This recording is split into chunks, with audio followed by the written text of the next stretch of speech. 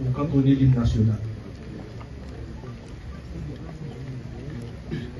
À présent, accueillons le directeur général de l'ULCC dans ses propos de circonstance, Maître Hans Jacques Ludwig Joseph.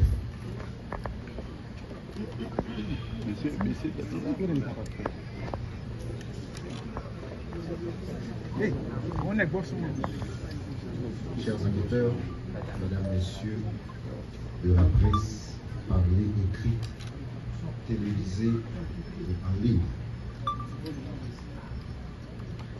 Ce mercredi 2 octobre 2024, l'unité de lutte contre la corruption continue d'assumer sa part de responsabilité dans ce combat combien courageux visant à imposer cette nouvelle forme de gouvernance basée sur la redevabilité, la transparence et l'honnêteté. Moins de 2 mois de cela, l'ULCC a transmis à la justice 7 rapports d'enquête sur des faits avérés de corruption, mettant à nu un petit groupe qui développe un élan d'individualisme possessif au détriment de l'intérêt collectif.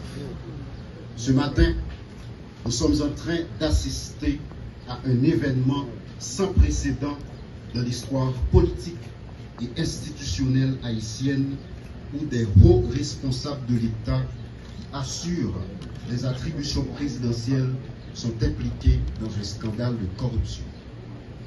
Les conclusions de l'enquête conduite par la commission mandatée à cette fin sont sans équivoque sur des atteintes à la probité de ces personnalités qui sont toutes également des agents publics avec la responsabilité de réduire les inégalités sociales, de permettre le vivre ensemble et de s'assurer du bon fonctionnement des institutions de l'État. L'ULCC, se conformant à sa mission légale, a mené une enquête impartiale, crédible et fiable sur cette affaire de corruption impliquant 3 membres du Conseil présidentiel de transition et l'ancien président du Conseil d'administration de la Banque nationale du crédit. Ce rapport d'enquête que nous publions ce matin, cet après-midi, concernant les allégations de sollicitation des 100 millions de gourdes par les membres du Conseil présidentiel de transition est issu de plusieurs mois d'investigation et de documentation de nos enquêteurs expérimentés. Et répression de la corruption.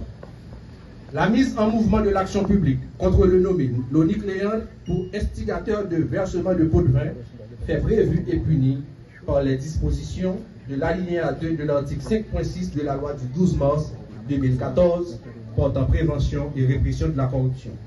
La demande d'extradition du nommé Raoul Pascal Pierre-Louis par l'autorité judiciaire compétente pour répondre de ces faits, ce conformément aux dispositions des articles 14 de la Convention interaméricaine contre la corruption, 43 et 44 et suivants de la Convention des Nations Unies contre la corruption, du traité d'extradition entre Haïti et les États-Unis d'Amérique et l'article 1er de la loi du 14 décembre 1912 sur l'extradition des criminels fugitifs.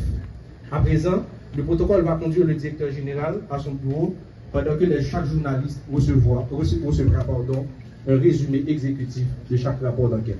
Merci. Merci beaucoup. Voilà.